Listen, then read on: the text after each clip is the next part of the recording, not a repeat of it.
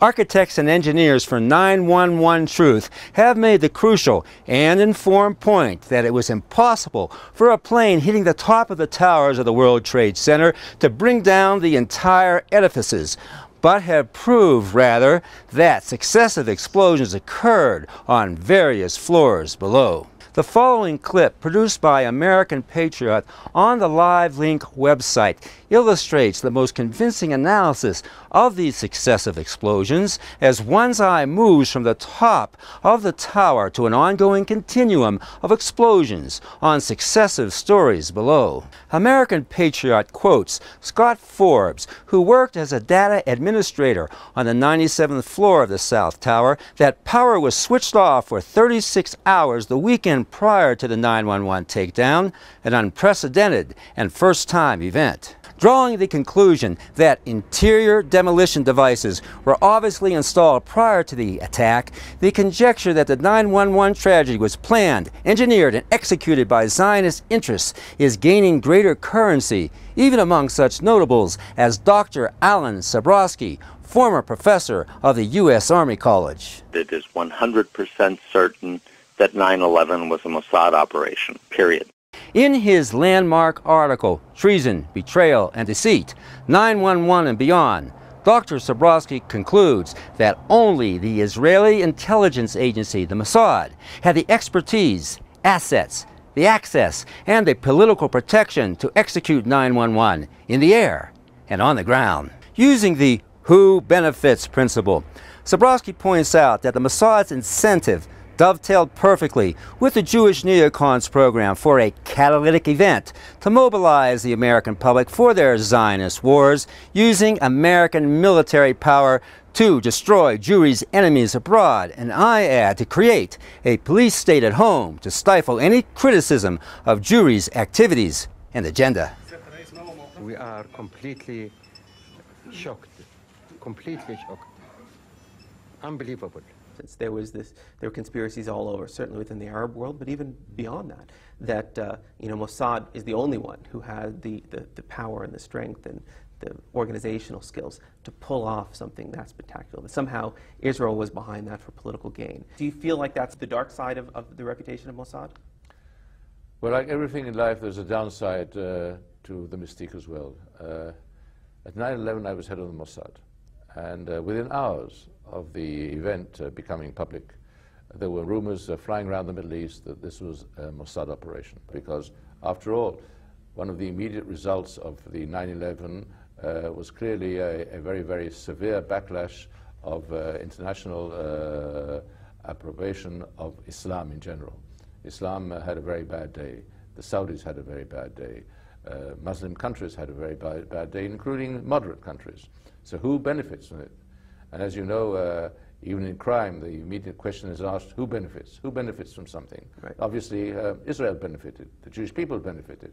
So it was the Mossad. Sabrowski also observes that the Jewish-owned mainstream media is more interested in publicizing Sarah Palin's wardrobe than presenting the overwhelming dissenting views challenging the official 9/11 narrative from experts in various disciplines, whether architects, engineers, scientists, scholars, pilots, or firemen. In a subsequent article, Israel's Hidden Faces, Dr. Sabrowski presents circumstantial evidence that links 9/11 to the Mossad and its Judaic agents in America. The most striking points of Dr. Sabrowski's expose and my own research are: 1. The controlled demolition of Tower 7, upon which no plane hit, when Larry Silverstein, Jewish owner of the World Trade Center, ordered the tower taken down hours later with the words, "Pull it," proves that if one building was wired for controlled demolition, then all three were as well.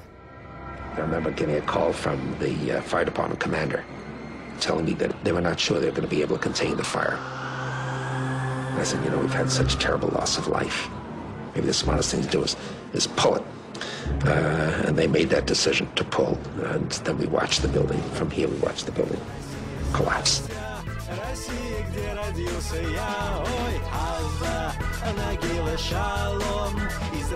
2. The company providing security to the World Trade Center, Kroll Associates, was apparently operated by Zionists. 3. The owners and operators of Kroll Associates and their immediate relatives were absent, save one Gentile new employee the morning of 9/11, and only 3 out of 4,000 Israelis working at the towers were at their jobs and died in the explosions. And Larry Silverstein, Jewish owner of the World Trade Center, just so happened to have a doctor's appointment that morning. Where were you on September 11th? I was home. And I understand you had daily breakfast meetings with people, I think, in the Windows of the World, the famous restaurant, the World Trade Center. That's correct. But you weren't there for breakfast on the day of September 11th. Why was that? that morning, my wife had made an appointment for me at the dermatologist, who I have to visit with regularity, right? And as I'm dressing to go to the dermatologist that morning, I looked at my wife and said, you know, I've got so much to do downtown. Cancel the dermatologist. I've got to go downtown. She got upset. She said, you can't cancel. You've got to go. Was that Larry Silverstein's luck? It was clearly my luck. 4. 5 Israelis were seen filming the explosions on a roof in nearby New Jersey and visibly celebrating, having set up their cameras before the first plane hit. Soon after their arrest, and in spite of the evidence against them, they were released and the case dropped by the then head of the U.S. Department of Justice Criminal Division and soon-to-be Secretary of the Department of Homeland Security, Talmudic Jew and Israeli dual citizen, Michael Chertoff. I could see the towers from my window, and this is where I'm looking. And all of a sudden, down there, I see this van parked.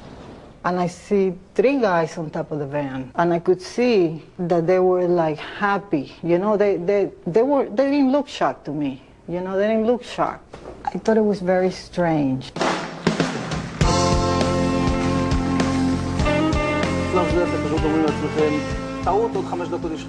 And at that point, we were taken for another round of questioning, this time related to our allegedly being members of Mossad. The fact of the matter is, we are coming from a country that experiences terror daily. Our purpose was to document the event. Our purpose was to document the event. And I'm telling you, that's all we did. You know, we stopped him. You know, the FBI came along and interviewed him.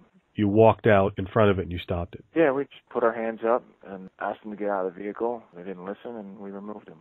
And did you have your weapons drawn? Absolutely, yeah. Okay. And you were pointing the weapons at the driver and you said, get out of the car? Correct. And the driver didn't listen? No. I was kind of chatty, but hey, we're not your enemy, we're your friend.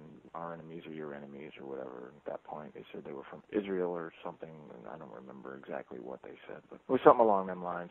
Did you think that was something strange for this guy to make an unsolicited comment like that? At the time, I didn't put much weight to it.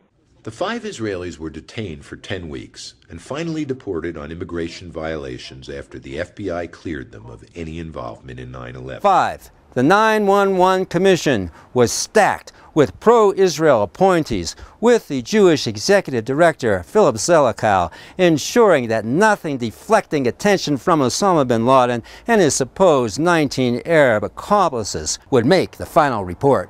My friends, what we have here is the obvious guilt of the Mossad and the complicity of its Judaic agents in America of the 9/11 tragedy.